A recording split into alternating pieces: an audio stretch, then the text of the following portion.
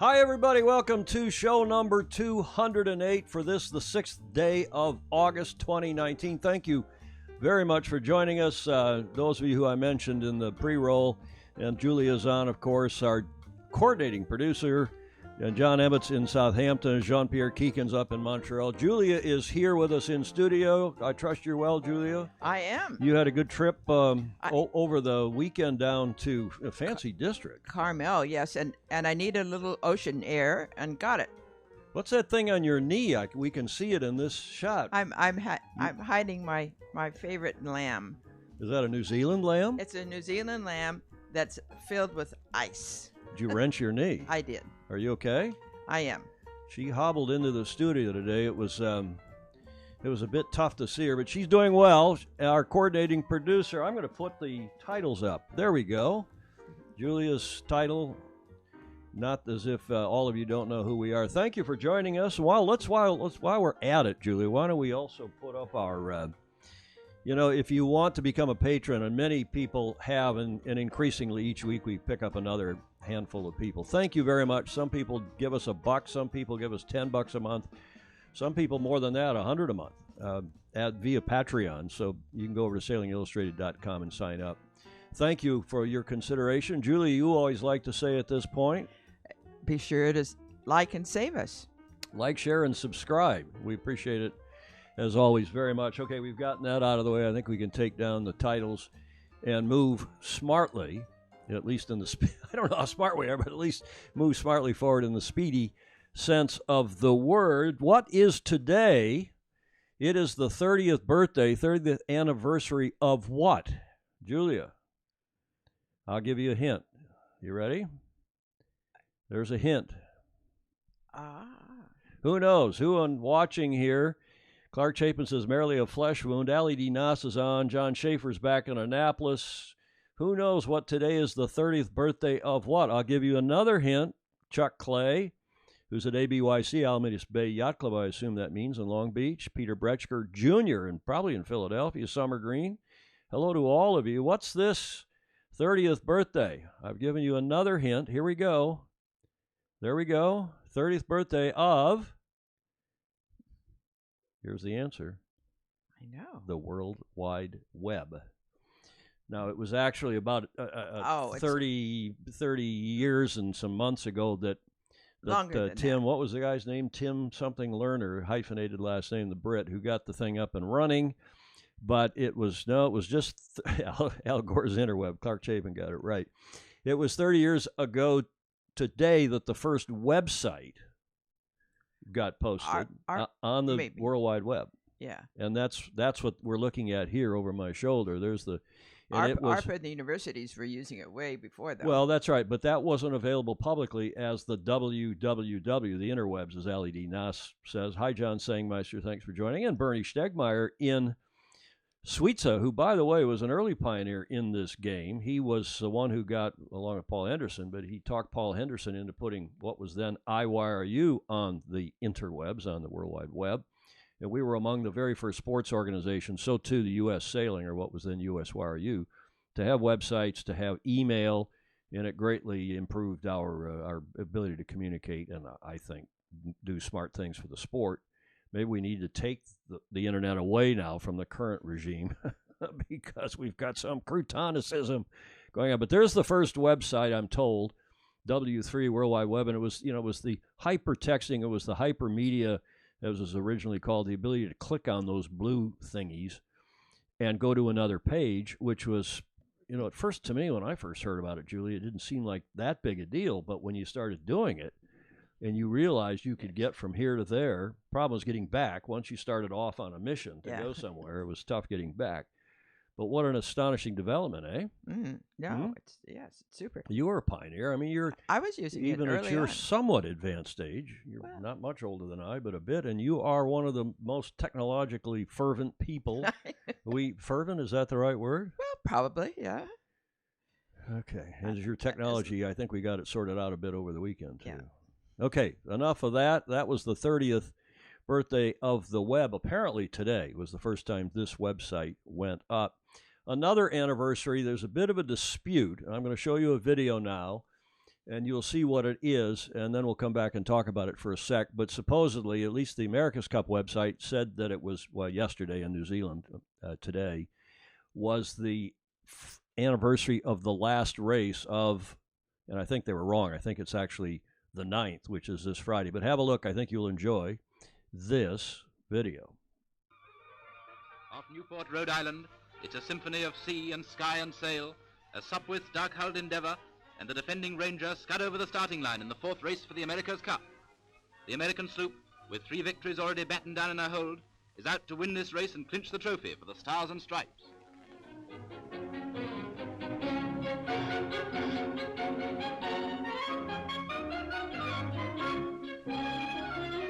Bringing his craft about on the last leg, skipper Mike Vanderbilt heads for the finishing line to cross 3 minutes and 37 seconds ahead of the challenger. Britannia may rule the waves, but somebody forgot to tell the crew of the Ranger. That's nice. Somebody forgot to tell the crew of Ranger. So whether it was yesterday or today, I'm sure Hamish Ross, I'll get in touch with Hamish or Bob Fisher. We'll find out, nail that date down. It used to be listed in all the New York Yacht Club annual books, but my annual books are down in San Diego, except for the last 3 years. But regardless, it was in 1937 this week that the last race of the J-boat era took place. So the J-boats only raced in 30, 34, and 37. And there was a bit of a scare in 34, Mike Vanderbilt, who steered all 3, Commodore Vanderbilt, for the U.S., and had to come from behind to win in 34, and he then went all out with Ranger in 37 and humiliated Endeavor 2 4-0. And that 4th and final race was sometime this week in 1937. And then, of course, there was a 21-year hiatus because the war intervened, and then the Cup didn't get going again until 1958. They downsized to the 12-meter? The 12s, and the rest, as they say, is history. Somebody forgot to tell Ranger that Britannia ruled the waves. Did you enjoy that? Yes, I did. Yeah, I did too. So back on here, hi, Susan Watson Kenny, and Clark Chapin's asking, was the first website pornographic, or was that the second one? Chris Exley, hi to you. Tim Berners-Lee, that was the name I was trying to come up with. Thank you, Bernie Stegmeyer, the Dean of Yachting in Suiza in Switzerland. And from the CERN, from the the particle accelerator in Geneva, and of course, as others of you have pointed out, Sylvain Barrio and Chris Exley is, as usual, North Shore of Boston, up in the Marblehead area. John Schaefer saying, yeah, 73 was what you were referring to, Julia, yeah. DARPA. It was an intelligence project from the start to collect information, and of course, it still is. Yes. They're collecting information on all of us as we speak, no doubt.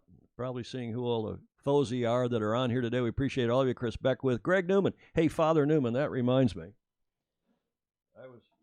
Father Newman, you're on here, right?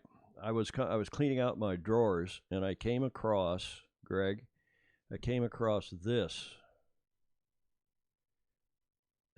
You won this at auction. My gosh, 2 years. It's the Cannery. It's a fancy restaurant down in Newport Beach. Oh yeah. Okay. And it's a dinner for, I don't know. I hope the thing's still good. It's the Cannery. I won't show the amount, but Greg won it at auction, and then somehow entrusted the card and the money to me. So we got to get, what's up, dude? That's what's up. I got to get this back to you and get this dinner, or you've got to get this dinner done. It could mail Hamish it to Ross is watching. Hamish, what was the date of this race we're looking at, the final race of the J-boat era, about this time in 1937? Was it August 4th, 5th, or 9th? If you could let us know, because there is a conflict on. I looked on several websites. I spent far too much time researching this morning to try to find the date, and I finally gave up and said I'll ask Hamish. Okay, so hi to all of you, even Grekoff, Ben Nichols. Hi, Ben. Congratulations again to Matilda on her. You've got a world champion daughter in the laser radial youth class. Congrats. Rich Fishback. Hi to Katie Pettibone, presumably up in Sacramento. A very bright lawyer and great sailor, member of St. Fancy. Blake Middleton. Hello, Blake. I didn't go into announcing the new. Blake used to coach at your alma mater, Julia. Blake used to coach at Did he? at Stanford. He says it was some of the finest times of his life. And now we've got the news of actually, it's about a month old. I didn't see it come up, but we've got new coaches. And I'm going to try to get him on the air here, the new Stanford coach, at some point, we hope. Okay, let's move on with the show. Again, the week in 1937 that Ranger wins 4-0, and that was the end, ultimately, of the J-boat era. There are some still around, as you all know, some that have been refurbished, one or two that have been replicated, if that's the right word. And hello and thanks to all of you for joining. And Betsy Altman Barrett, thank you, Bets. And she is a Fozy and a contributor. We appreciate very much her ongoing support. And Alex Kent, if you don't mind me saying, Alex has also joined us in the last few days. Ziv Lebanon and Brad Rutenek are a lot of people on here today. As always, let's move forward. On Friday, after we got off the air, I heard from several sources that the vote on the laser class, which had closed down the night before, that the vote was not only the largest vote in the history of the class, and they've been doing these votes. There was some criticism of the fact they were using a website called SurveyMonkey to do this, which allows them to monitor the vote as it's going on, which some assert, and the one who's the assertee or asserter is here online watching right now. I won't name him, but some assert that they could manipulate the vote. I don't think Ilka, I don't think Tracy Usher or the rest of that group would do it. But regardless, I heard from several sources that the vote was overwhelmingly in favor. In other words, the vote was yes to allow, quote, decoupling our class from the trademark holders, to allow compliance with World Sailing's policy to approve new builders. And I'm told that renaming the boat from the laser to the Ilka is now they're having second and third thoughts about that. That probably is not going to happen. But if you haven't read the story, it was breaking news. It's had thousands of hits. It's on the website. I haven't really posted anything else to the website since Friday, I don't think. Go have a look at it. Have another look if you haven't already seen the interview we did with Farzad Rastiger the previous Tuesday, who is the owner of the head of Laser Performance, which is the big laser builder based in the UK that has as its footprint, its sales area, or it had as its sales area, Europe, Middle East, Africa, North and South America, and under the new World Sailing Policies, FRAND, which I fully support, they have to license, the class has to license other builders so that there can be a builder in South America, there can be a builder in North America, there can be builders fair, reasonable, and non-discriminatory policy towards building of these boats. You can't have what's called a SMOD, single manufacturer, one design, as is the case actually with the NACRA and one or two of these other classes. So this is getting sorted out. Read that if you haven't. There's more news to come because on last night, today's the 6th, last evening, yesterday afternoon, evening, World Sailing's board had a meeting, a telephonic meeting, and I don't know what they decided, if anything, but they will have been receiving information from the laser class, and the laser class is yet to publish the official word on all this. But do have a look if you haven't, and if any of you have comments or questions, we'd welcome them now. And Ziv, hey Ziv, who's in Israel. Ziv, I met at the bar at St. Francis. I went over to have a hamburger the other night for dinner, and sitting next to me, speaking of coaches, it was Udi Gall. And I had not met the gentleman. I'd heard of him, and he is coaching down on the peninsula for Peninsula Youth Sailing Association or Academy or something. And what a nice guy, and he knows you, he knows Visa Blot, he knows some of the others from Israel that I knew or know from my days at IYRU and before. So Ziv, thank you. And this guy, Udi Gall, is a hell of a good coach and a nice guy. He was great to talk with, and we've traded our contact. And we'll get him on the show. I asked him if he would come on the show at some point, Julia. He's really a coach of considerable esteem and a successful Olympian himself. He didn't quite medal. I think he had high expectations in 2008 or 2012 and didn't quite get on the podium. But Blake Middleton, Stanford was indeed the finest time of my life, Tom, other than my time with you at USYU. Well, that's very kind. Thank you, Blake. Clark Chapin, the New York Times had a front page article on its 6 August 37 edition. So that article would have been, I assume, Clark, about a race the day before on the 5th. So a front page article about the 4th and final race, I assume you mean. So it would have been on the 5th, not the 9th. Rick Rundle from Chicago, Marcos Feinstein, Bill Wingrove, Dan Jaspers, Christine Robertson. Hello, Christine. Nice to see you up here a week or so ago. Glenn McCarthy in Chicago, Bill Wingrove, Chris Watts.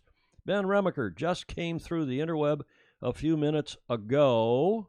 Okay, we have some breaking news here from Chris. To all council members, class association members, and national authorities, Paris 2024 men's and women's one-person dinghy update. At World Sailing's 2019 mid-year meeting in London, Great Britain, this is breaking news now, World Sailing's Council voted to retain the equipment for the men's and women's one-person dinghy for the Paris 2024 Olympic sailing competition. The World Sailing Board informed Council in May 2019 that it would only continue contractual discussions until 1 August with the selected equipment. World Sailing can confirm the International Laser Class Association has signed the required Olympic classes contract by this deadline and has also submitted additional information about the arrangements for the class. The position has been discussed at a recent meeting of the World Sailing Board, that must mean last night, that we just told you about a minute ago, and it has requested clarification from ILCA in a small number of areas. The board will then officially communicate to Council its position. Regards, Daniel. That's Daniel Smith, who is the esteemed PR director, comms director for World Sailing. I quite like the guy. He does, I think, a really good job. So thank you, Ben Remacher, for that. It doesn't quite give the laser the final hard stamp of approval, but it would seem that it goes, don't you think, Julia? Yeah. It seems to go in that direction. As we've been saying here all along, that's what was going to happen, that sooner or later, there's just no way World Sailing was going to flick a class that is so widely distributed. Is there a bigger class? I think some argue that the Sunfish class is they've produced more Sunfish because it was produced for 2 decades before the laser was. Let's see, the Sunfish, the Sailfish, and then the Sunfish started out in the the 50s. Yeah, or because the I would say 60s. even I sailed. Sailfish and some, there's still those pictures of JFK and Jackie Kennedy sailing on their Sailfish. Yeah. And I still assert that those pictures, when we were growing up, Life, Look, Saturday Evening Post, those magazines, is what helped push sailing along in this country. Say nothing of Dacron and fiberglass and low maintenance boats and inexpensive boats, instead of wood boats that were a pain in the Batinsky to maintain. In any event, I think, hello, Nick Dana, Chris Shepard, Jeff Kalusti, and Sarah Hastreiter. There's a new name. Hi, Sarah. And Dwayne Collicott used the new name Photon, a new name, but also a nod to the original. Now, Dwayne's a rocket scientist, so he would know that a photon and a laser are related, as with Clark Chapin and a number of others of you smart people on here. Ted Ryman in Cape Town. Clark Chapin, how about if they use the Prince symbol? Yes, to say, I've made a few jokes, Clark, as you know, about the late, great artist formerly known as Prince before he died. Julia, did you know this? Yes. The guy who's up in Minnesota and great, maybe the world's greatest live musician ever. I mean, the guy was, and especially on the guitar. I mean, he could play. I solo never guitar. fell in love with him. But Well, it probably wasn't your style of music, was No. it? But he was an amazing guy. And then he later in life, and he was quite a showman and promoter. And he said, "I'm no longer going to be called Prince. I'm going to be called by only his symbol," which was, he then had a guitar that was shaped like, I can't remember what it was. The artist formerly known as Prince is what everybody in the media started calling him, and I've been making that same joke. Now we'll call the laser the yacht formerly known as the dinghy, formerly known as the laser. Robert Deves. Hello, Robert.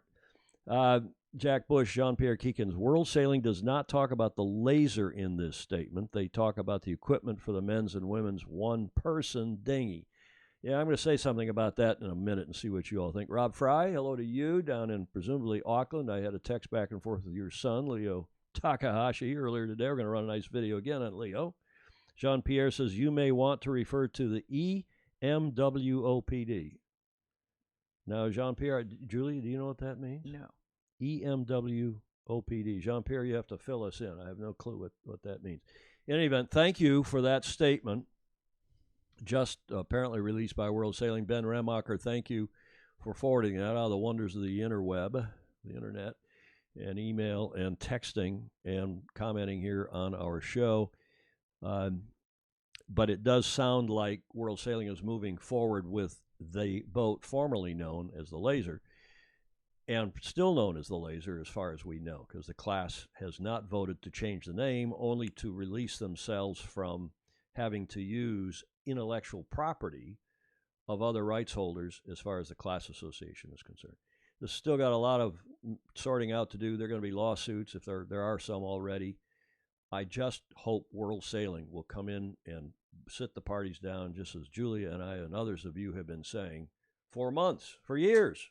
Sit them down, sort it out. There's got to be a middle ground, some sort of a solution that will serve the sport well. You need a major builder in Europe. That's still the biggest laser sailing area in the world. You need, however, parts supplies here in the U.S. that, despite Mr. Farzad Rastiger's assertions to the contrary, one hears that there's plenty of problems getting boats at a reasonable cost and supplies of parts, foils, and so on here in the Western Hemisphere. And I think what's going on is somebody's going to license a manufacturer in Japan to turn these things out by in China to turn them out by the gazillion. And who's going to have those markets, and whether trying to restrict those markets runs afoul of the European Union's anti-monopoly policy and even the Federal Trade Commission here in the U.S. seems clear. Okay, a lot of thumbs up, a lot of thank you for everybody. What else here? Jean-Pierre Keegan's equipment for the men's and women's. I see. Okay, he's saying EMWOPD. Other people's. Stevens, the rocket scientist, I'm just clever. Oh, that's Dwayne. Okay, well, you're both pretty clever. These are guys that I grew up sailing against as kids and wonderful parents. And Cyril Vitikov. There are two other associations with the name ILCA. Good point. There's the International Lightning Class Association. And Cyril, remind us of the other. I can't. I don't know. Can't think of another one offhand, but you fill us in here. That's a commercial. Now there's a name I'm going to PG. Chimikella. Fabio Colivici. He's getting somebody to sign on with us. Thank you, PG. I'm sorry I murdered your last name, but thank you for joining us. A new name to us, Alfredo Partibili as well. Okay, let's press on. We got a lot of video. This is going to be a fun show. I just want to put a little underline or exclamation point on that. I'm convinced that the laser is staying. I've been saying all that.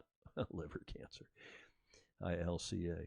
I've been convinced all along that it was going to remain. I think it will remain. I think it's the common sense and the practical thing to do. They have to sort out this licensing and this distribution under the FRAND policies of both World Sailing and the EU and even the U.S. for that matter, and other countries that have similar antitrust or anti-monopolistic policies. Hamish Ross, you caught me out of the office, but I believe the fourth and last race of the 1937 match was 5th August, 1937, but another listener may have a Lawson or Ian Deer's AC book. I have a Lawson, but I don't have an Ian Deer book to hand to check the date. Kind regards to all Hamish. Thank you, Hamish. Look at these ILCAs. Lactation consultants, liver cancer. Let's don't go there. ILCA International Laser Class Association, ILCA International Lightning Class Association. Yeah, I'm sure you're not kidding. I'm sure that there's probably a bunch of different ILCAs if we all go and search on this wonderful invention called the Internet, which we're celebrating the 30th anniversary of today. Okay, I'm not going to repeat all these. Sorry, I got to go run a couple laser ILCA races at PYC. Clark Chapin says, well, it's 13:25. It's 16. It's 4:30. You got races at 6:30, I guess, Clark. Thank you. So, okay, enough of that. Let's move on. Don Logan, hello to you. And some Bravo Zulus. This Fastnet race, like Sydney Hobart, like the Bermuda race, like Transpac, these are epic races, and this one no less so. As you all know, it starts in Cowes, the Isle of Wight, goes out to port, leaves the Fastnet Rock to port, comes back and finishes in Plymouth to keep it about a 600 nautical mile race. This has been going on for 48. It's a 48th edition. It's a biennial race, like a lot of these are. It runs in the summer that the other summer from the Bermuda race. So you've got the Bermuda race in the even years, and you've got Fastnet in the odd years. So that's what a lot of the boats here in the northern hemisphere do, at least between the States and Europe. This was an epic race. It was also, I don't want to fail to mention, it was also the 40th anniversary of that tragically deadly Fastnet race in 1979. There's a memorial to the 15 competitors who lost their lives in that race. So they had 60 knot winds, and they really, frankly, hadn't done much about offshore racing safety because they hadn't had a tragedy of this magnitude in the modern history of the sport. And a lot of great work has been done on both sides of the Atlantic and beyond since then. And we just want to remember that horrible race in 1979. I was just the brand new executive director of USYRU and got the call from Walter Cronkite's office, and then he came on the phone and said, "Hey, is it true? I just heard Ted Turner died in the race." And I had been talking with Barbara Lloyd, who was then the esteemed writer for I'm in my office in Newport, Rhode Island, and talking with Barbara Lloyd, the esteemed writer for the New York Times, and she had heard the same thing. And I said, "Well, Mr. Cronkite, who I knew from New York Yacht Club, he's a late great Walter was a terrific sailor and a great fan and a stalwart New York Yacht Club member." And I said, I've just heard, that from a reliable source. I didn't name Barbara, and he had also talked to Barbara, so his telecast went with that Ted Turner was lost at sea because they'd heard from USYRU and they'd heard from the New York Times themselves. Well, they didn't know Barbara and I were talking, so I have been. Ever since then, I learned my lesson young. I was only, 30-something. Less than, 26.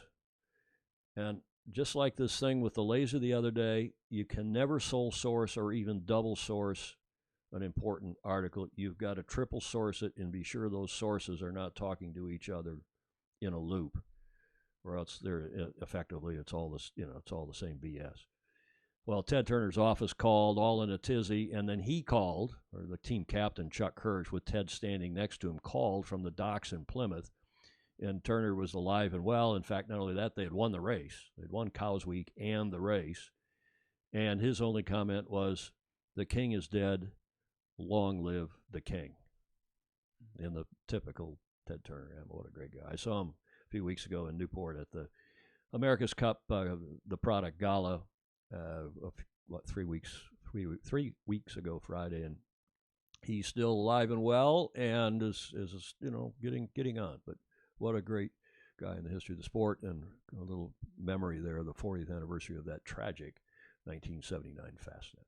Okay, but this is a wonderful video. There's Rolex and RORC. I've just done some amazing video, and I'm going to show you a number of them, 3 or 4 of them now in the next few minutes, but enjoy this. Today in Cowes, on the south coast of England, a record fleet has gathered for the start of one of sailing's most demanding challenges, the Rolex Fastnet Race.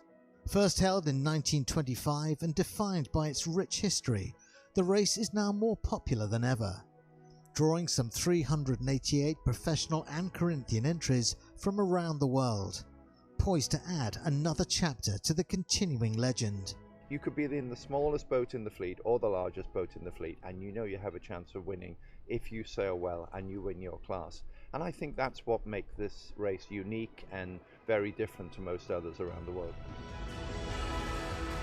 First to start the 48th edition of this biennial race are the multi-hulls, away at blistering speed with hopes of a record in the offing.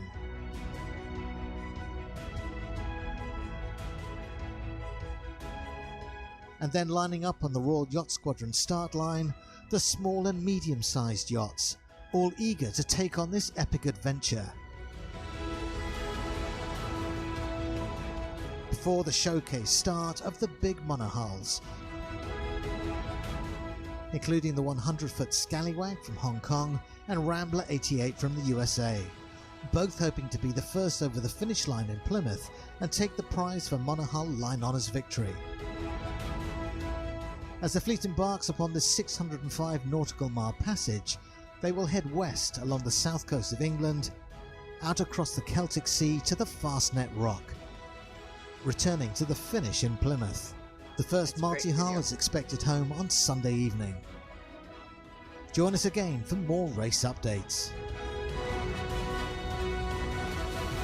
As Julia said, as I was putting the mics up, it is a great video, and full marks. Kudos, bravo, Zulu to Rolex and to Eddie Ward Nolan, our longtime friend, who is the CEO of the RORC, the Royal Ocean Racing Club. And what a great race, and what a great job of promoting our wonderful sport. Why don't other clubs? Okay, it's a financial thing. I understand turning these things out and a number of them. But again, I say it again, if we can do this show, if Julia and I can put this thing on, figure out, it's taken us some time to figure out how to do it in relatively high quality, broadcast quality. But there are all these kids in all your clubs and classes who are YouTube. I mean, right, Julia? We say this all the time. Yes. We see it at St. Francis. We see Absolutely. it all over the place. Grab one of these kids, put a committee. You've got a race committee. You've got a house committee. You've got what other committees in your club and classes. Put together a media committee and task these people to find some kids that will do videos. I mean, Meg does this stuff now. She hasn't gone to film school, and she is, okay, she's been doing it now professionally for a few years, and she's marvelous. And there are lots and lots of other people in your club and your class who can do it. That's what we need. In fact, Julia, I have a notion. I haven't talked to Julia about this or crouton hair. I haven't talked to you or anybody else. I have a notion to, we curate these videos for this show, Right. and I'm going to show you some more. And they're amazing videos, but it takes me a lot of time to do that. And people are saying, oh, tune in on the show so we can watch these videos. But what we should be doing, I think, is every time one of our FOSI or you, Julia, or me come across a good video, not only should we run it in the show, we can only run X many in a given show because we'd be here all day. But I think I should now start posting YouTube videos from all over, just sequentially on Sailing Illustrated. In addition to the odd article breaking news, Right. but so that people know if they want to see the coolest videos in the sport, and not just by Rolex, but whether they're Sail GP videos, America's Cup videos, Star Class videos, that Ilka, tell me what. I'll just keep posting on Sailing Illustrated. So there's one place you can go to all see the coolest videos.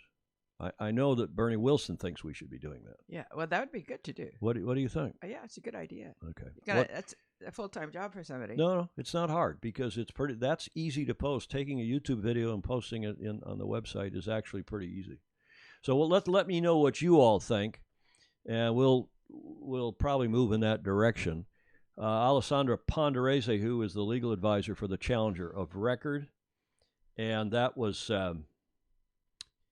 It's really nice to see you, as it was to see you in Newport, Alessandra. Clearly, Hamish says Lawson's in 1902, published in 1902, is not going to help. I think you're right, Hamish. But I think based on Clark Chapin's and your report now that final race was covered in the New York Times on the 6th, I think that probably means the race was on the 5th, which was yesterday. Mm-hmm. Jean-Pierre Keekins, Tom, the vote was run by ILCA, so your only source can be ILCA, maybe several individuals within the top guys there.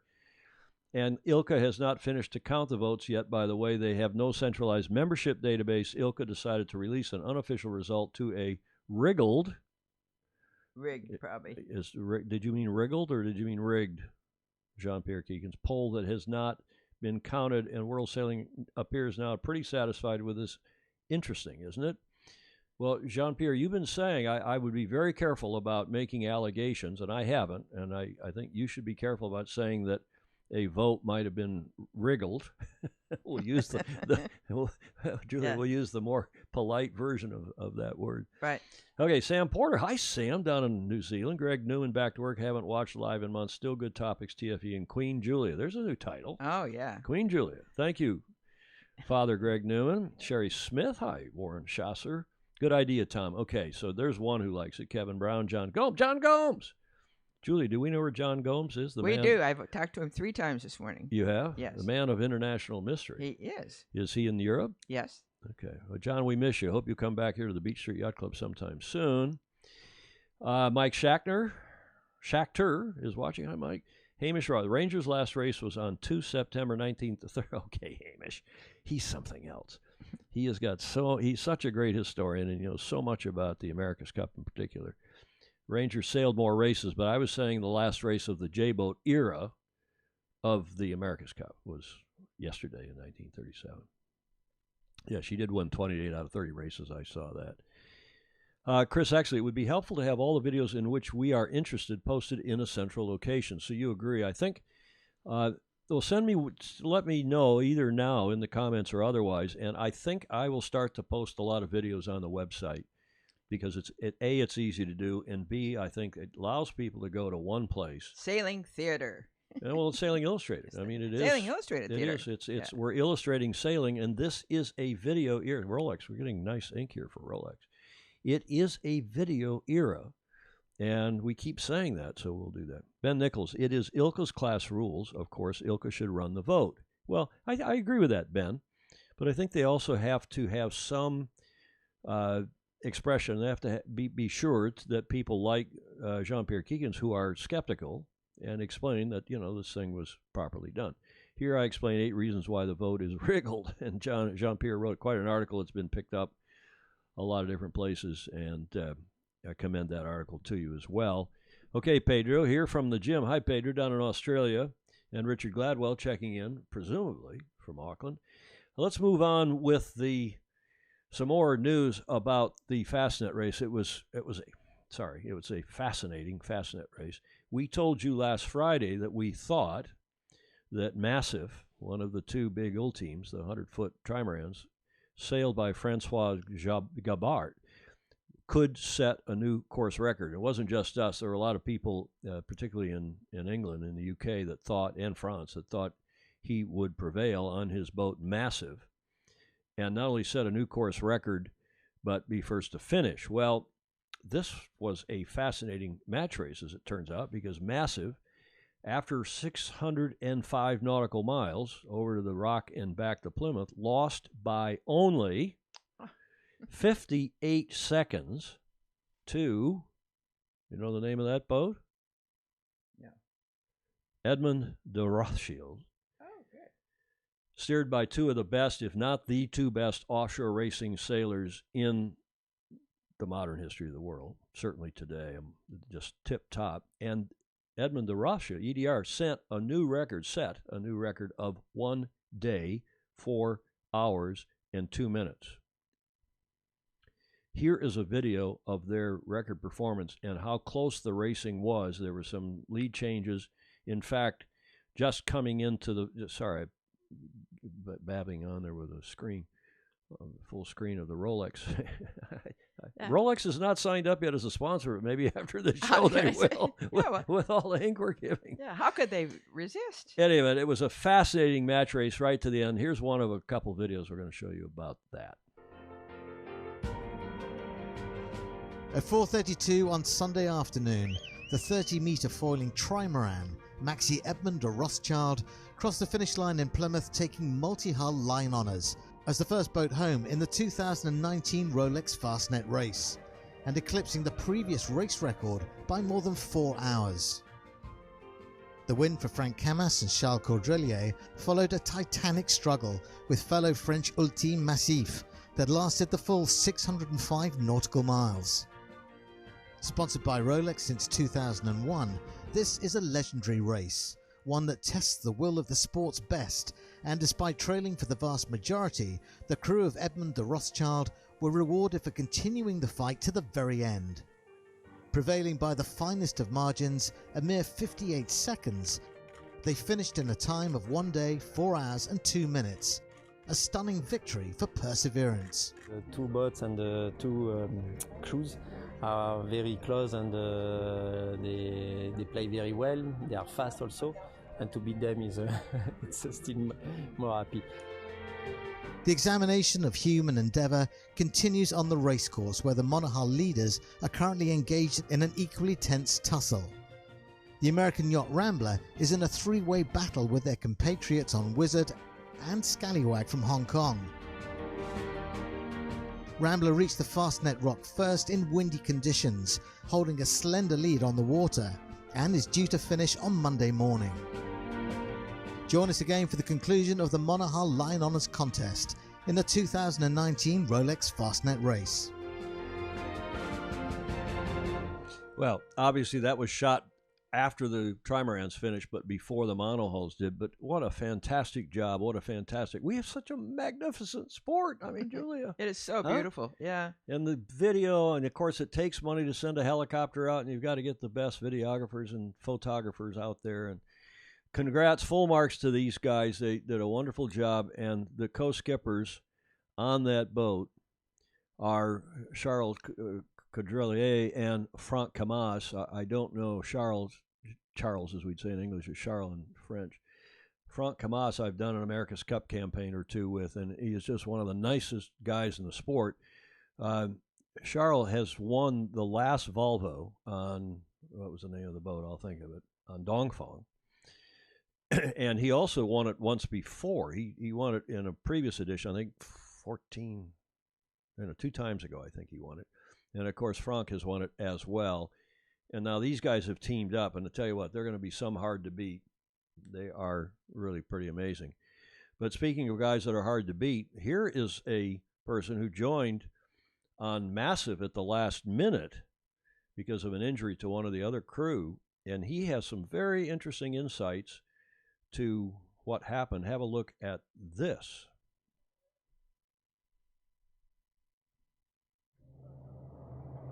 Well, Jimmy Spittle, what a race you've just had in the Fastnet. Yeah, it was an incredible race. It ended up being a bit of a match race, actually. Yeah, 200-foot foiling trimarans offshore to Fastnet and back in a match race. It was unbelievable. Well, you broke the previous record held by a 140-footer, so that was good. But what a match race. You were neck and neck. You were behind at the Fastnet Rock, but then you overtook. Yeah, it was quite surprising. We, you know, the Gitana actually is a heavier boat, has more riding on it. But it was quite surprising because at times we were stronger when the breeze was up and reaching, and I thought that would have been the other way around. And then Gitana was actually quite stronger when we were going downwind or the breeze started going light, which you would think, you know, being the lighter boat. So yeah, but what was amazing was just how close the boats were. I mean, clearly they've got different, you know, strengths and weaknesses, but man, it was just, we were just together the entire race. So, but I mean, look, full credit to Frank and Charles. What never gave up and pulled it off. Just the last few miles, really, they overtook you. Yeah, they were just kind of running us down as soon as the wind started lightening off at the end. They were just running us down, and they were able to maintain flying on the foils, and we no longer could. And yeah, you know, I've sort of seen in the past, foiling's quite quick, so. You know, they sailed a great race, you know, just to hang in there, but also to the guys, you know, Francois and the guys on Massive, you know, what a great group. I really learnt a lot, so it was an awesome experience. Really? What did you learn then? What was that as an ocean race? How do you compare it?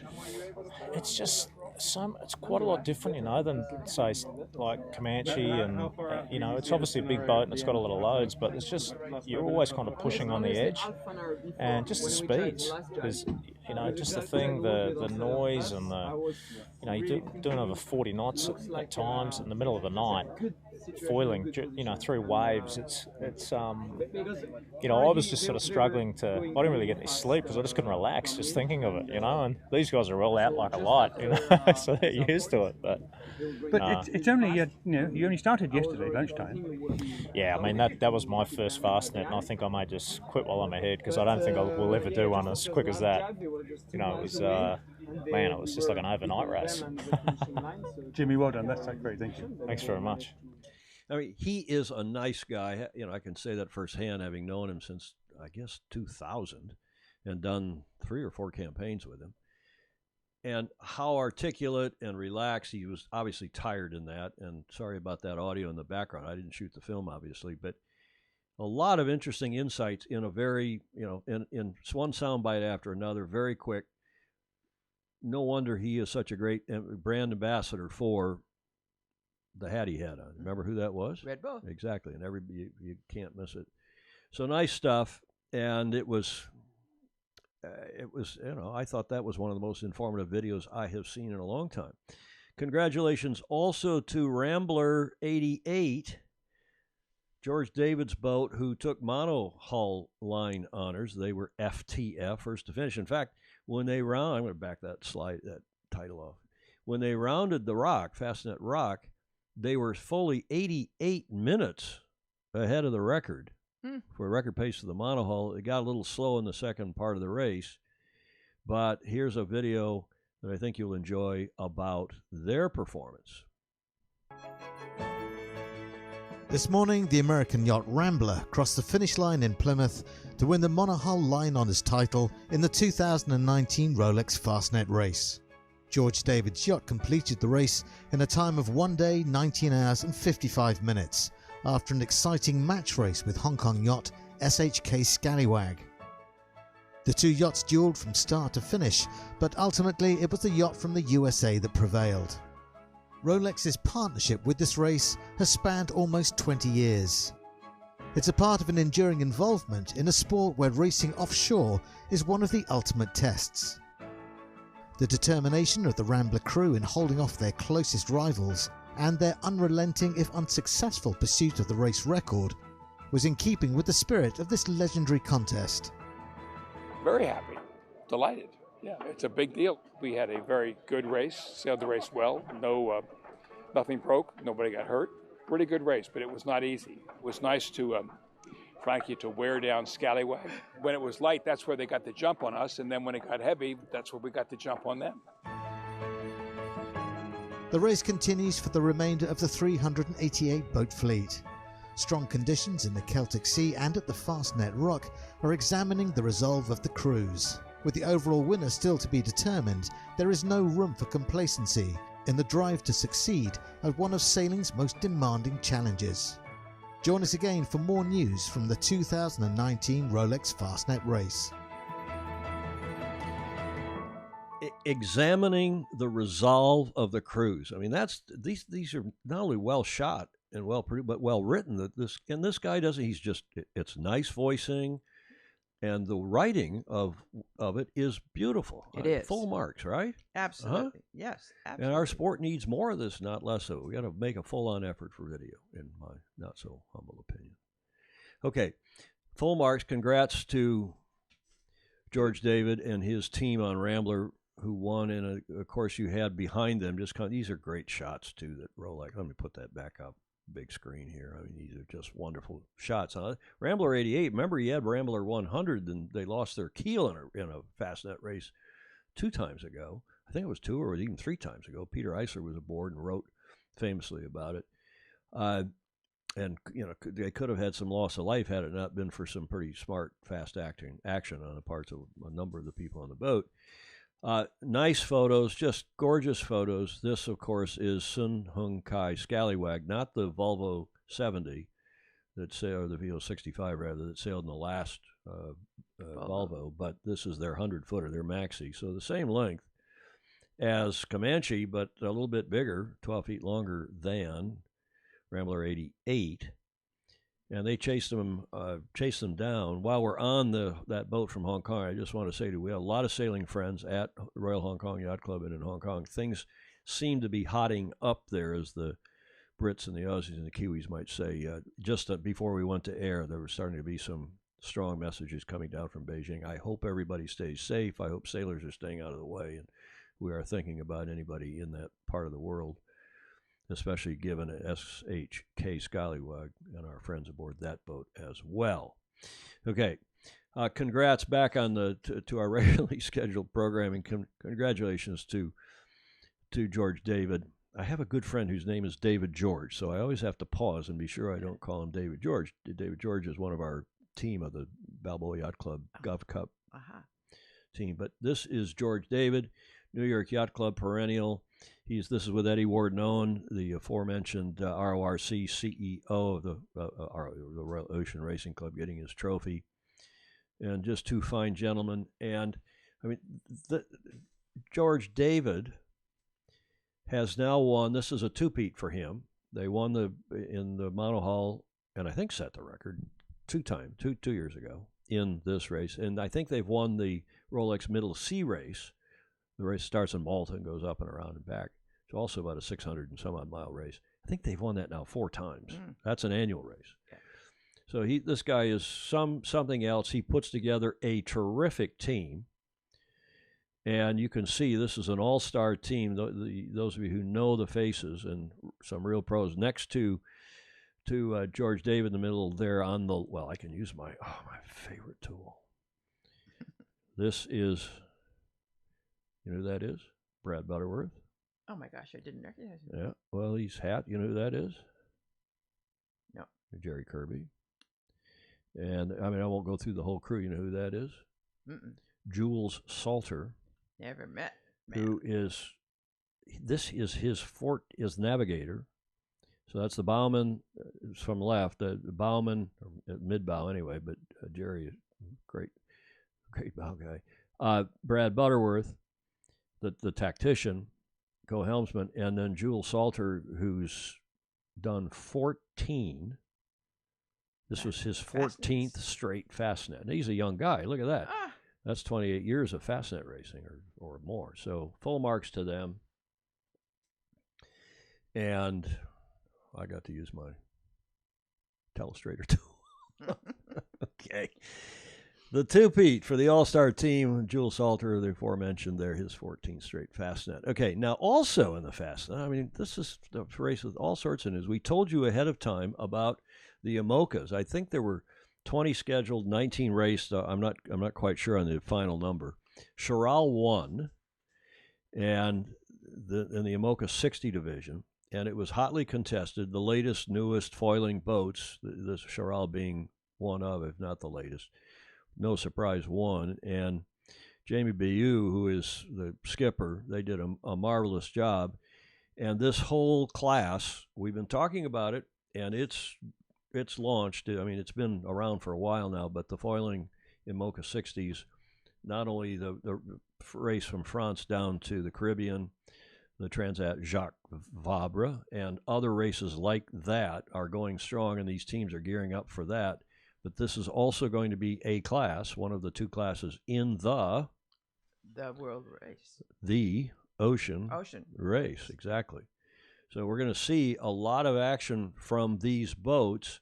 And indeed, over the weekend, the latest boat launched.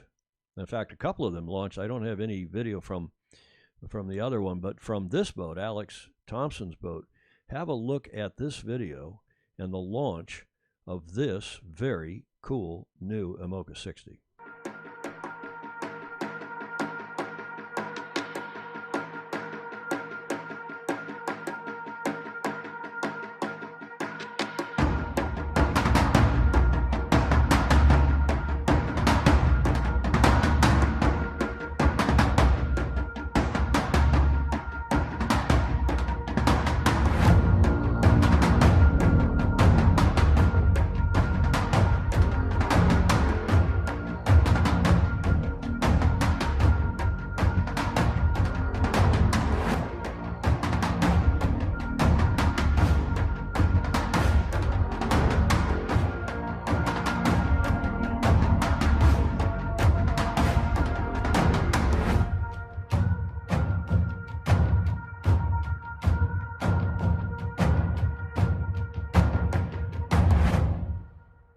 Now, is that a cool-looking boat or what? Absolutely. And wait, I've got some more for you. Eye candy. Hot pink. And, of course, the traditional black is longtime sponsor Hugo Boss. Not Hugo Boss, the Germans. We pronounce it in Auf Deutsch. Mario Schumann's watching. We'll tell you it's Hugo Boss. And they were our outfitter for the McLaren team when I was involved in Formula One with that team. Look at these fabulous pictures of that boat. Yeah, I saw those earlier somehow. And here is even a more amazing picture. And there's another one that's just been launched. I don't have the picture here for you, but I will on Friday, I hope and expect. Better yet still, there's the command center for Navigator. This is a navigator station. Look at this. Every navigator would like to have one of those. Thank you. Well, and you can sail the boat from there too. Yeah. This looks like a gamer. This looks like a video game station on a very high-end, sophisticated. I mean, it's amazing. Cool stuff, eh? Mm-hmm. Huh? Yes, absolutely. Cool stuff. I'll leave that up there for a second because a whole lot of other folks have joined. Chris Dewar, Jen Dunbar. Hi, Jen. Chris Branning, Vincent Guejo. There's a new name. Hi, Vincent. Vincent. Alex Saldana. Alex, I'm going to make your comments here in the next segment. The next block, as the TV guys say. J. Michael Kiss, Edward Higson, Gary Steele Finkelstein, replying to Ben Remacher, I guess Ben Remacher, or no, Ben, from the laser class, who's Matilda. Ben, not Emmett, that's John Emmett. Matilda, Dad, Ben. Okay, I've identified. Sorry, I'm having a fade here after 56 minutes. He's replying to Ben's comment about the laser class should be able to run their own vote. He's saying no, as ILCA was in dispute with LP, Laser Performance, it was entirely inappropriate for them to run the vote and promised a biased argument in favor of one outcome. If they had 1 ounce of integrity and professionalism, they would have had it done independently. Okay? Gary, thank you for that. We'll see what other people have to say. Clancy Solway, hi to you. Tom Fishback, Don Lunabos. Okay, Jimmy. Yeah, I think, Don, that was really a nice video with Jimmy. Having a nostalgia trip with all these Fastnet videos, Rob Fry, Leonard Takahashi's dad, is saying, I raced in 79 on the Japanese Peterson 42 Togo. Didn't win, but did finish ahead of Sir Edward Heath. You know who Sir Edward Heath was? He was the Prime Minister, former Prime Minister. He was a big sailor and brought a lot of publicity to sailing in the UK. Oh, Tom, Jerry Kirby was on Rambler 88, so that wasn't Jerry Kirby. Sorry. That's right. He was on Rambler 88. Well, that's right.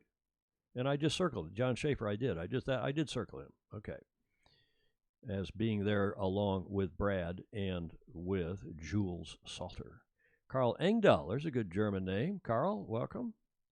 Todd Johnson, Sam Porter. Hi, Tom from New Zealand. America's Cup starting to get some momentum down here with a construction invite. Sam, thank you for that. That's a good cue or a segue into what is going to be our block right after the Pan Am block, this next segment. And we'll talk about that construction. Thank you, Sam Porter. If anybody wants to have a tour of anywhere in New Zealand, this guy does custom tours for high-end clients, basically. But Sam Porter is a really good, not just a travel agent, he's a tour leader and director in New Zealand. He knows where to go. He knows how to get access to some places that are unobtainium. Ray Wolf, let's talk about the Askew brothers. Okay, I'm sorry, I don't know, Ray, the context of that. Cameron Dunn, good sailor. Welcome, Tony Langley from the TP-52 Gladiator program. Sailed on, yeah, that was an all-star crew. I didn't mean to leave anybody out. But what a great group. Georges Bonella Dupuy, who runs for Royal Malta Yacht Club, runs the Rolex Middle Sea Race, will tell you that about how good a team that is. And it's basically the same team from regatta to regatta, has been for years on George David's Rambler 88. Paul Mello, Chris, actually, the design of the new Hugo Boss is mind-blowingly advanced, and looks to be poised to win the Vendée in spite of the magenta accents. Oh, come on. I look pink to me, but magenta might be a little. However, it looks incompatible with the crude scheme for the ocean race. Thoughts? I don't have any thoughts because I think it's too early. I think they are designing and building these boats now to be able to be converted from crude, which is what most of the IMOCA racing is, to double-handed, and there's going to be some double-handed IMOCA and single-handed IMOCA 60 stuff too. But sorry. The other way around. The ocean race is going to be crude. What, 6 people? 3 on a watch, back and forth? Is that what it is? Or 2? Maybe it's 2, 2, and 2. But the ocean race using the IMOCA 60s is quote-unquote fully crude, whereas most of this racing that they do is single and double-handed. Amazing stuff. Okay, Don Lunabos, cool stuff for sure. Ricardo Lobato, hello from Paracas. Where's Paracas? I don't know. Ricardo, tell us. Sorry, we're geographically challenged here. Where is Paracas? It sounds like it's in South America. Yeah, it sounds like Caracas. But Paracas. David Price. Hello, Pricey, and presumably in Sydney. But you never know with Pricey. He gets around. Chris Wilson and Tiffany Billings, who runs San Diego Yacht Club Sailcast. They have a nice, kind of cool podcast now. It's audio. And Tiffany's been running this, or at least started it, I think. And it's very good. Wizard, Askew Brothers, Dave and Pete. Thanks, Ray. Wizard was also in that race. We did a fair bit on Wizard in the transatlantic race as they chased across with Sun Kai Scallywag. And, maybe we'll get the Askew Brothers on here, one or the other or both of them sometime on the show, and have them tell us about their Wizard campaign. Great guys from, I guess, Connecticut. Jody Shields, you must be in the UK by now. Thanks for signing on. We're going to talk about your gig as well. Okay, let's move forward to the Pan American Games, Los Juegos Panamericanos, which are going on. That is where Ricardo Lobato is. He's down there in Peru, in Lima. Paracas must be the suburb where the games are being run. The games are the 26th of July through the 11th of August, so we're getting into the second week now. You know what? I had back and forth this morning with, who was it? Our friend down in Brazil, and he's right. Alex Saldana said, excuse me, but it's almost impossible to find results. He said you'd have to have a advanced degree in search on the internet. And he's right. Alex, you're right. It's very difficult to find results. Luckily, U.S. Sailing is pumping out results for the American team. So I know what's going on with the American team, but I like to feature the leaders in all the classes. So on Friday, I'll do a better job of it than just featuring the American team, and can tell you here that the Americans are no surprise. They normally do well in the Western Hemisphere in Olympic level racing. And the men's laser, Charlie Buckingham is in first. The mixed snipe class, Schiffman and Rodriguez, man and a woman, leading that. And Will Sear, our friend from San Diego, is a Fozy and off and on here, as is Charlie Buckingham. He is leading in the kite. And the rest of the group is also doing pretty well. They're on the podium so far in the Lightning, the 49er FX, and the men's RSX, as well as the mixed NACRA, and then sliding down a little bit from there. What's disappointing is the complete and utter lack of photos. And maybe I've missed it, but I'm pretty good at searching through and curating for all of you, our viewers, our Fozy, looking through for videos and photos. This photo is the only thing I could find of Charlie. It's on his Facebook page. It's from the 2015 Pan Am Games in Toronto. Can you see it there on the side of the hull? Oh, yeah. Right here? Right. It even says so on the hull. Bloody hell. So Charlie, he may have won the laser in the Pan Am Games in 2015. I don't rightly recall, but there's just no pictures of anybody. There's no video.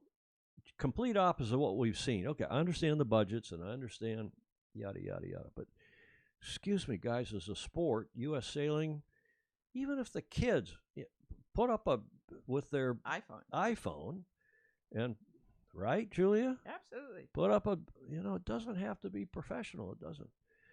Okay. Speaking of photos, Charlie Buckingham from the 2015 Pan Ams. Here's another photo. This is of our friend Will Sear, Fozy Will Sear. And you think this is at the Pan Am Games? No, that's I think the San Diego Yacht Club Burgee on his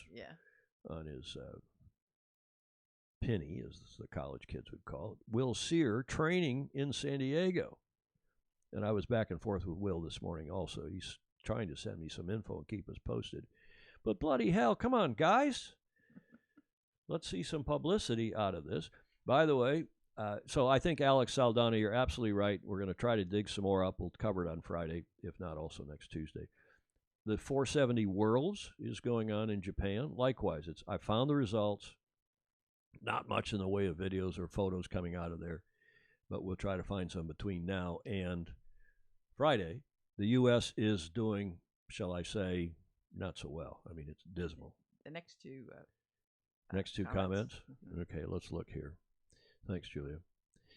Ben Remacher is saying, found the same issue of the Pan Am Games. Just did my own results tables for 49er, 49er FX, and NACRA 17 and put it on door. Thank you, Ben Remacher. Would you send me, please, the link so at least, and any photos and videos. I mean, we've got to do a better job. Yes, Bernie Stegmeyer, I saw Sailing Anarchy on their front page, but all that was the U.S. Sailing's press release, from which I took that early this morning. And that's as of yesterday's racing. They are racing as we speak. Now they are 2 hours ahead of us, so it's 16:05 down there in Peru, in Lima. But nonetheless, this is dismal. And it's sad because, you know, a lot of kids don't get to go to the Pan Am Games. Before we skip ahead to Sail GP, what else? Ben Remacher, still no photos. Yeah. Okay, so I'm not losing my mind. Thank you, Ben. And anybody that has a link to photos or videos, please send them to me so we can use them on the show on Friday. And I'll stick them on the website in the meantime. If you all think that's a good idea, give us a thumbs up if you think that's a good idea to make Sailing Illustrated very much more video-centric. Is that the right word, Julia?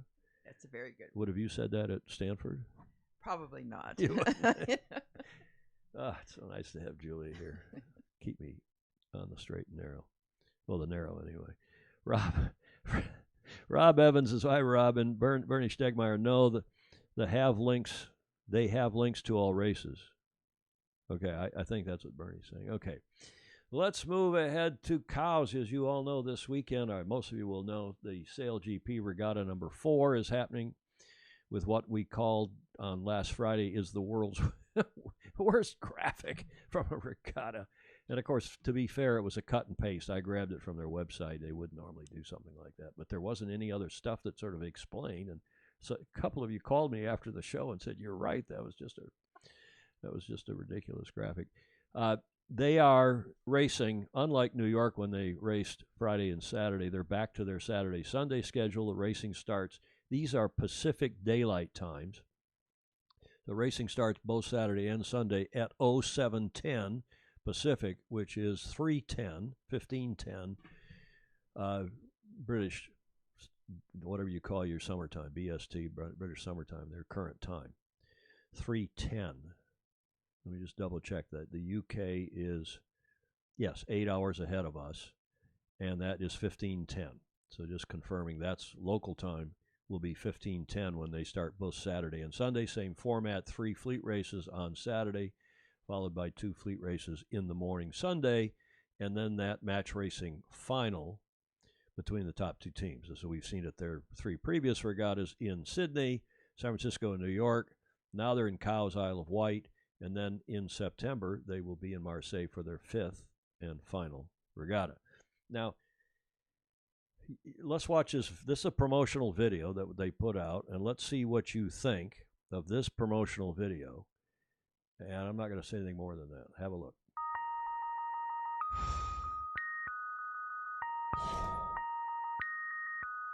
Plan is we're going to try a massive tart behind the British F50. We're going to try and hit some insane heights. This has never been done before. Yeah, let's see how it goes. 1, 0, liftoff.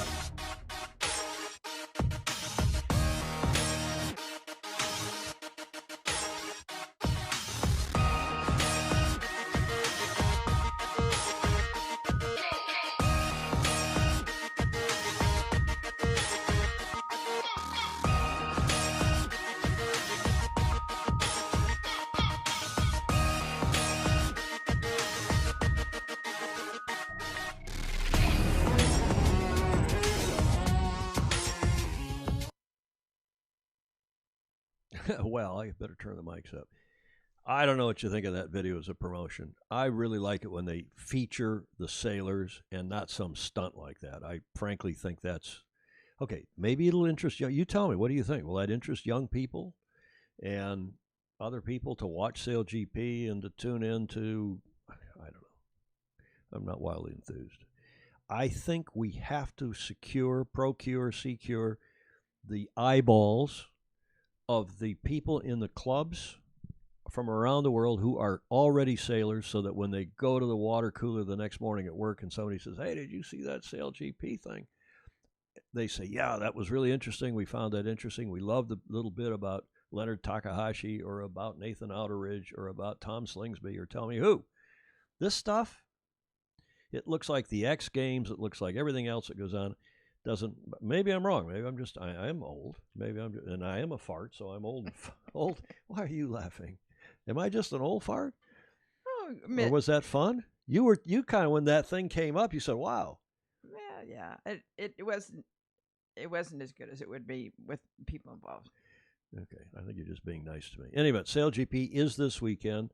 We'll watch it. It's live. It's streaming on the app. The app is cool. The app is good. Download it if you haven't already. I don't know where else it's being televised, but we'll watch it online. No doubt. And look forward to it. Now, before we leave SailGP, they did put out what I think, notwithstanding this opening shot, showing us the backside of one of our foesy and dear friend. I think this is a really cool video, and I think you will too. Yeah, so what we're trying to do here is qualify ourselves for the 2020 Olympic Games in Tokyo, Japan. Right now we're currently leading the selections, but we still have a few more regattas to go, such as the Worlds in New Zealand, so pretty excited for that. What the Olympic means for us is it's a long-term goal. It's been a dream of Ibu and I to compete at the Olympic Games, and just to get that extra step closer and closer is really cool, and to be here training with the world's best at the moment and getting ready for the test event is also an awesome feat for us. Yeah, so Nath's also trying to get himself into the games as well. He's in the NACRA class, sailing with his sister Hayley. It's pretty cool that we're both competing and trying to get to the games, just because we're both traveling to the same events, since the 49er and NACRA events sail together, and it's cool that since SailGP, it's only 5 events in the season. We don't get to do much sailing, so it's cool to stay active and keep honing our skills. Obviously, Nath's got his skills already honed, but for us, we're still learning and we're still quite young. So, we're trying to get better and better every day, and hopefully we can get on Nath's level in the future. We're inside a year now, so what you call the pointy end is approaching. So we need to get our act together. I think most of the time we were going fast, whereas last time we came here and that stuff we were slow and capsizing, so it's better to be going fast and crashing than slow than crashing. And we had one of those typical big days here in Enoshima where we had around 18 knots and a bit of ground swell as well as some chop on top of it, so basically non-foiling conditions for the NACRA, but also really challenging to get downwind. Last year I was sitting in going downwind because I was scared, and this year I'm joining Hayley on the trapeze and figured if she's going to get smashed around I should join her. Now that, by contrast, I think was a fabulous video and a great promotion for SailGP. You notice that they had subtitles both in English and in Japanese, and it was personal, it was human interest, don't you think, Julia? I do. I mean, you get to know, as well as some of us know them, you get to know them quite a bit better, don't you? Yes. So I love it. I think this is great stuff. And, of course, Leonard is just a peach of a guy. He's 20 years old. He's the youngest competitor in SailGP. We've gotten to know him through Gov Cup, and he'll be back to Gov Cup. We hope. I hope. We hope to see him soon. And, of course, Nathan as well, just one of they're leading. Now, you watch that video. Before I come to the standings, you watch that video, I thought they're not going to be there this weekend. They're off training in Enoshima in Japan for the Olympics. So I texted Leonard, and he said, no, we're in cows. Tomorrow's a big training day. Tomorrow, Wednesday, is a big training day. And again on Thursday. And then they have official practice sailing, of course, on Friday, and then racing Saturday, Sunday. So he's actually there. They're not skipping SailGP, but they are hard at work on their Olympic campaigns as well. And, of course, that team, Nathan's team, Leonard's team, and Leonard's a grinder on that team, to say nothing of being a hell of a good sailor in his own right, or helmsman or tactician or whatever. But they're leading just by a point over Tommy Slingsby and his Australian team. We'll see if the Brits do better. They seem to be coming on in recent regattas, the last one particularly here in San Francisco, and Rome Kirby is in 4th. China is in 5th, and France tied for 5th. With China, but they had to tie break it now. China would be ahead of France slightly. Okay, that's the standings. Watch it on the app. Download their app if you haven't already. It is good, and we'll be tuning in again this weekend. A lot of people are saying, you know what, I can't get into it. Doesn't relate to my sailing. But I do think anytime somebody like Larry piles the kind of money, tens of millions of dollars, it's more than that, tens of millions of dollars into this thing, he's employing a whole lot of people. He's producing a lot of cool video. Let's hope it takes hold. Let's hope it does inspire non-sailors to come into the sport, to come into spectating, watching, enjoying, getting maybe involved as sailors, maybe not. And if it doesn't, well, you know, at least they've tried and made a real effort, because it is difficult to build something up like this, and a guy of Russell's competence and determination and Larry's resources. And of course, Larry's been trying to make the sport a pro sport, a viable pro sport like tennis. He's done an incredible amount. Have you been down to Indian Wells? I haven't. Julia, we've talked about this before. I've seen it. Lots of pictures. The Indian Wells tennis gardens down near Palm Springs in Southern California, which Larry bought, I don't know, 10, 12, maybe 15 years ago now, has built up and made it one of the big four, maybe the big five.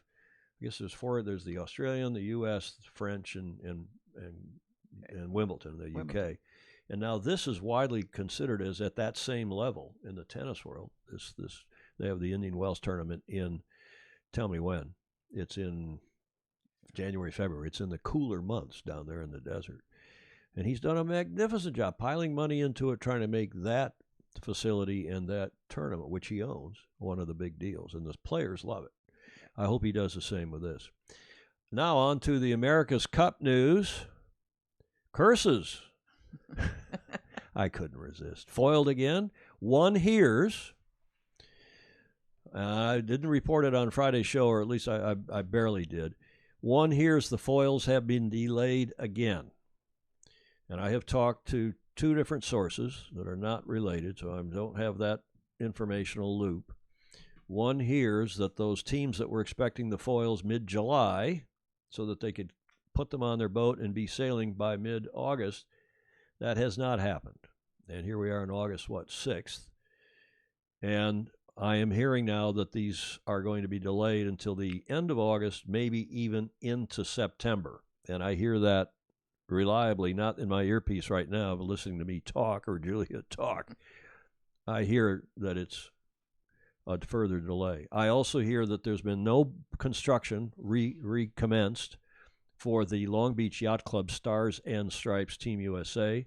Their boat was under construction up in Holland, Michigan. It was supposedly halfway done. It's maybe a quarter of the way done. But I hear that there's no construction going on, and they must be banking on, buying more time somehow that this event gets delayed. I think it will be over the dead bodies of Patrizio Bertelli and Grant Dalton, but particularly Patrizio Bertelli, Terry Hutchinson and his team at New York Yacht Club. It's just not going to happen that this gets delayed, because short of the boats completely not working when they get the AC-75s finally in the water with the foils and the whole foil arms and the mechanism, which are being supplied.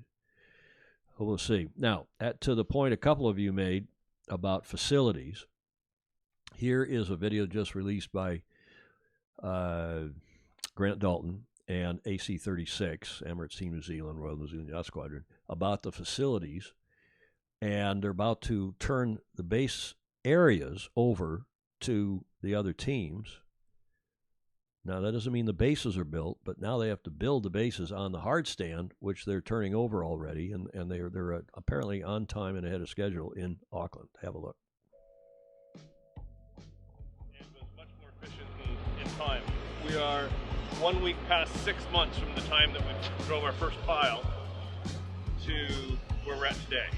That's the end of it there. That's 80 meters out. Well, we watched the development of the waterfront and the facilities for the teams out our window, but until you get down on the surface of it, you can't really see how extensive it's been and how much progress they've made. I mean, we started down on what will be Luna Ross's base, and it's an 80 by 80 extension wharf, which is basically finished. We've just been down on the western side of our base to the platforms for Ineos, Stars and Stripes and American Magic, and they're basically finished. In fact, and just yesterday, I think they handed over the platform for Ineos, so they can, commence building when they're ready. That's been handed over and signed off as of yesterday or the day before yesterday. Yesterday it got signed off. And these spiral drillers are Hurricane piling are set up to do the piling for the Wynyard Infill bridges, the bridges that go from the bases over to the Wynyard Wharf. So they're set up to start driving the piles along there. There's 2 piles per wharf. Yeah, so they're set up on this one right now. Yeah. To get up right up on this platform. And at the moment, yeah, we're just filling our way through that to see if we can go a little bit faster on that. Yeah. And it's actually quite remarkable because it's actually, I think it's only about a year that this whole thing kicked off in terms of building. So, we all know how long things take to build. And I was talking to the guys before under this alliance gathering that was brought together to make with top minds that can make things happen. So it's actually pretty remarkable, and it's really quite neat to see it and know that what we've been the catalyst to create. That direction will be the press center, media center. Yeah, well, I think those other teams are going to be pretty impressed. I think with what they're going to come down to. That's for sure. Not only the sailing conditions, but the fact that they're going to have a pretty nice bit of dirt to put their flag in. Okay, well, real progress, and congrats to them. Full marks. Julia, you were saying while we were watching that. Yes, no, I think it's amazing what they've done, and I think they're going to not only use it well with the America's Cup, but it's going to be really good grounds for sailing, especially big yachts in the future. Big yachts and other developmental purposes, yes. Win, lose, or draw. And I'm sure the Kiwis would like to think they're going to keep the Cup at least one cycle like they did in 2000. They kept it and had another event in 2003, both of which were terrific. Right. And who knows, that maybe they have it for 132 years like New York Yacht Oh, well, Club I hope did. not. No, I'll give them one more. You think one more? Yeah. Well, as you all know, the Defender has always successfully defended the first time they had the Cup after they won it as a challenger, except Julia? In Perth. In Frio, exactly. 1987. Perth won it from New York in 1983, but to be fair to them, it was an onslaught of 13 challengers, the largest number of challengers ever. 4 defenders, total of 17 teams, so it was quite a deal. Okay, we got to get Richard Gladwell back on here. He loves to talk about the teams and the bases, but I thought that was a nice video. Now I'm going to wrap with this. Let's stop here and see there's some comments. I've got another video I'm going to wrap with. It's longer. It's 5 minutes. I think I'm going to play the whole thing because I think you're going to love it. But there's so little real news coming out of the Cup that you got this base video and the one I'm about to play, which is, well, you'll see it. Martha Henderson, thanks, Fabian Haraldson. Yeah, GMT.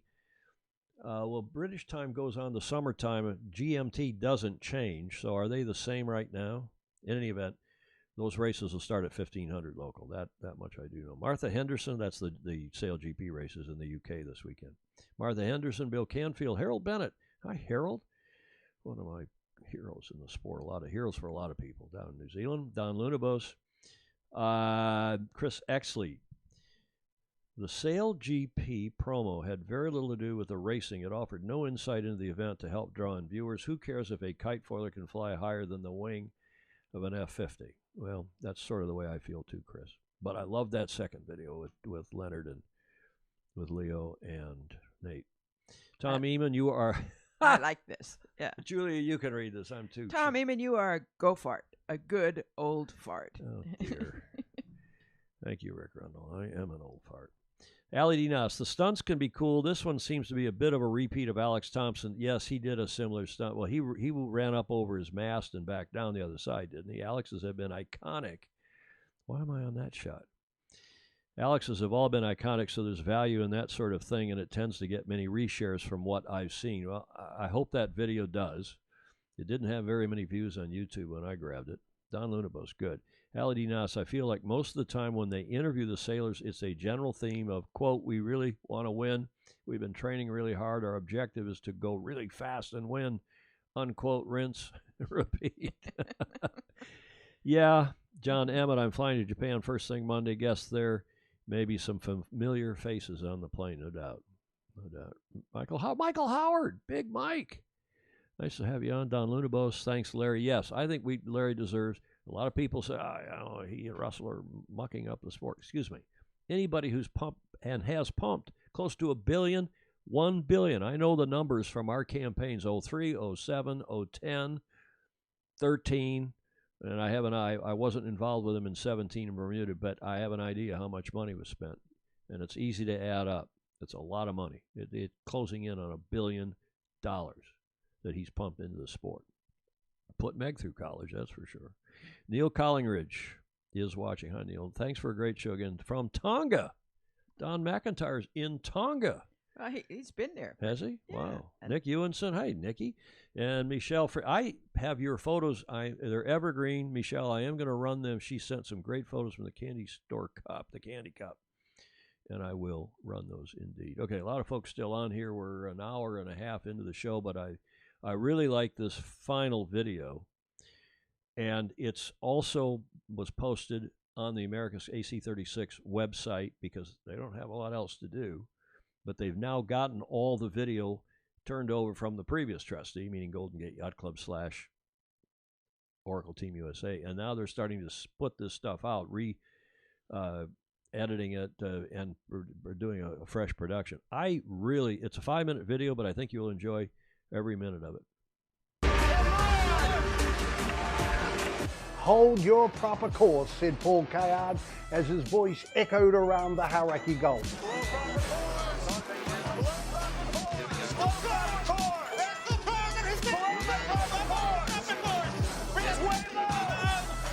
Greetings, I'm Peter Montgomery, and I've been privileged to be at every America's Cup since 1980. But one memory stands out was the final of the Louis Vuitton Cup in Auckland 2000, featuring America 1, skippered by Paul Kayard, and Luna Rossa Prada, skippered by Francisco de Angelis. Now we can hear the intimidation the umpires are coming under. 1 minute it was Torben Grail saying above it.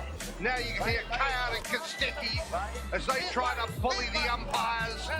But it came to the downhill slide towards the finish as Prada had come from behind to take the lead, and then it was attack after attack, wave after wave, as America 1 kept coming at them.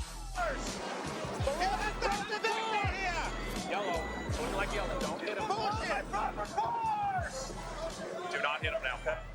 In America's Cup 2000, there was a major advance in audio technology. And so we were able to take viewers right into the scrum of both boats, and they could feel the electricity, the energy. This was the real deal of the sailors trying to get one up over each other, and we were ringside to it all. Paul Kayard and his afterguard weren't only yelling across the water to the Italians to hold your proper course, perhaps they were also trying to influence the umpires as well. So the umpires were thinking, well, is Luna Rossa Prada really holding their proper course? This has to be the most pressure that the umpires have been under through this Louis Vuitton Cup. Don't bear off! He's bearing off! Bear off! Don't bear off! Bearing off! He's not bearing off. He's held a dead straight course. Yellow penalty. Yellow penalty. Keep right down. Tight down. Tight down. Crazy guys. Yellow penalty, is it? Down. Get the jib red. They've actually thrown the penalty. They have. And I think they've been talked into it. What are they saying? Now we're going low. Within the shadow of the finish, after 17 hold your proper course, it came down to not only mind games, but the physical games. And if they were just a fraction off, that could open the opportunity and a window for the trailing boat to pass, and that's what we saw happen. He's going to cross. He's going to cross. He might be second penalty. Might be a double penalty here, but he's crossed it. Stand by jibe back. Stand by jibe the other way too. Whoa, whoa, whoa, whoa, whoa, whoa, no, no, no. Did he hit him? Did he hit him? Jibe back. Prada will jibe back. Look at the headshells, who's going to fill and who's going to get the momentum quickly. And we can see down to leeward that Luna Ross has stalled a little bit, and it is America 1 getting up pace, slowly inching over, and so they're able to just get their bow out, and that was enough to do it. Prada have got America 1 outside them. Great move. Inch by inch, winch by winch. This enthralling tactical battle that involved everything that is brilliant about the sport of yachting and about the sport of America's Cup. This has been absolutely fantastic. The tactical nuances and subtleties, the intimidation and bullying of the afterguards on the umpires, and coming down to the line in an absolute thriller. And America 1 is going to get a vital victory. America 1 gets there and beats Prada by less than a boat length. Luna Rossa, they learned a lot from that, and they were able to take some of those lessons and also sell very well to challenge for the America's Cup in America's Cup 2000. And that was the first time that a yacht from the United States was neither a defender or a challenger. It still makes the heart It does. pitter patter, right? Julia, you were there. I was there, yes. Because, of course, Paul was sailing for St. Francis Yacht Club. Correct. And you were down there sailing for them as well. I was in the chase boat. I was the team's rules advisor, with my heart stopping every time that. And right behind the umpire boat, each of the teams has a chase boat, and they have, the rules advisor in it. They have a diver, and they have some other people in the boat. So I don't want to. The message is. Go ahead. Monohulls racing closely can be exciting.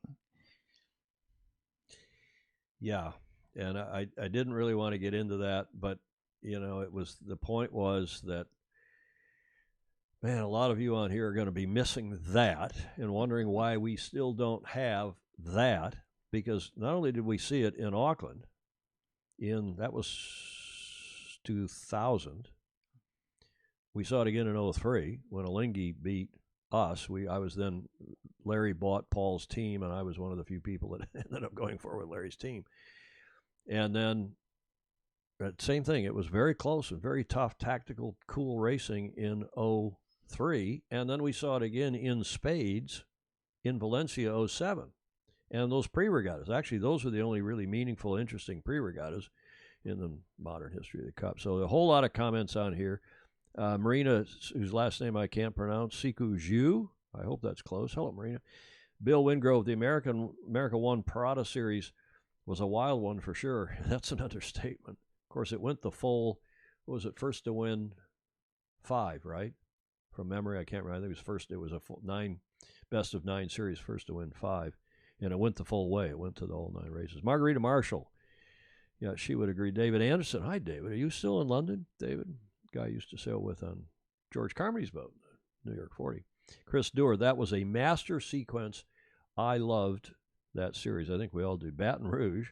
Speaking of Baton Rouge, now there is a nom de plume. There's a screen name that's as good as Pedro Foiling Sailors, I think.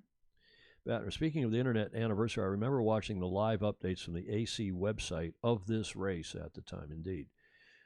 Jean Paquin is watching. Oh, Jean. Katie Pettibone. I remember after we were eliminated, America True. Katie was with Don Riley's team, America True. Phil Keiko, the designer. I broke my hip jumping horses.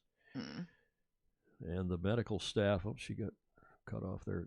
Ali Dinas, this video segment is one that I show people when I'm trying to convey how absolutely wild and exciting match racing is. That close action with kites is sweaty palms, kind of sweaty palms. It's more than that. It's sphincter It's puckered sphincter stuff. Bill Wingrove, filing monohulls going way faster. We'll never get that close. No, because they kill somebody if they hit. Oops, medical. So Katie's comment continues. And the medical staff, and I waited for the race to be over before they wheeled me in for an x-ray. Can you believe that, Julie? Yes, I do. Knowing Katie as we do. Okay, that's real dedication. She's a tough gal, too smart. Bailey White is watching, and Bill Wingrove rubbing is racing, which, of course, comes from NASCAR.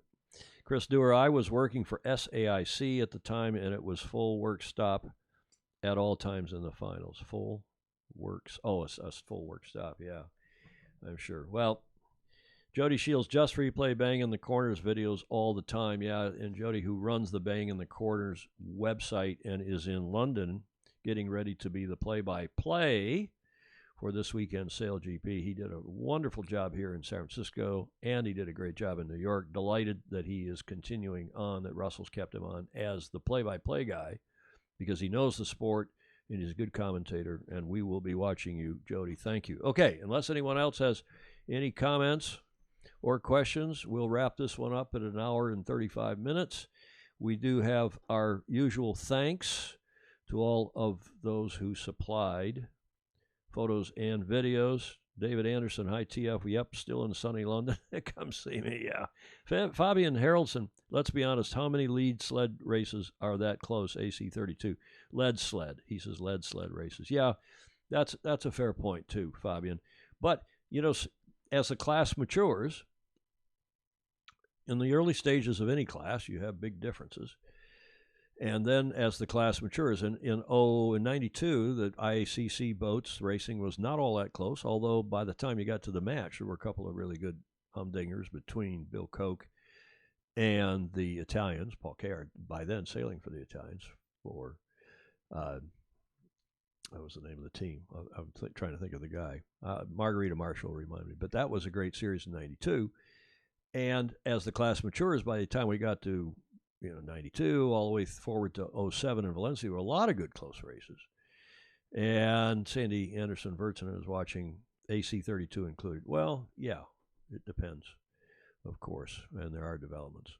But I just tell you what, this box rule stuff that the Imoca 60s are doing, these boats, the box is fairly constraining, and the racing's going to be close. Same as we saw in the Volvo. That Volvo racing was pretty close. And look at those big 100-foot trimorans. 58 seconds delta after 605 nautical miles. Cool. So our sport is cool. It's not perfect, but it's Il Moro di Venezia. Thank you. That was Raul Gardini's team in 92 that Paul was steering for. He was sailing on. Thanks, Chris, actually, and Bill Wingrove. Okay, thanks, everybody. We really appreciate your coming on for another TFE Live. This, I think, was our show number 208. We'll be back at it again on Friday, unless there's some need for a pop-up in the meantime with breaking news. Not that I'm aware of anything. We are not live streaming St. Francis Yacht Club's Wednesday yachting luncheons anymore. They've hired a team to do that, so have a look. They've struggled a bit to get that on the air, but I'm sure they'll sort that out one way or another. And Julia, any last-minute words of wisdom? No, I think we should try to enjoy the last days of summer. Last days, it's bloody hell. It's only the 6th of August. We have the whole month to go. Okay, thank you, everybody. Thanks for joining us. Hope to see you on Friday. In the meantime, sail fast, sail safe and smart, and have fun. Ciao. Bye.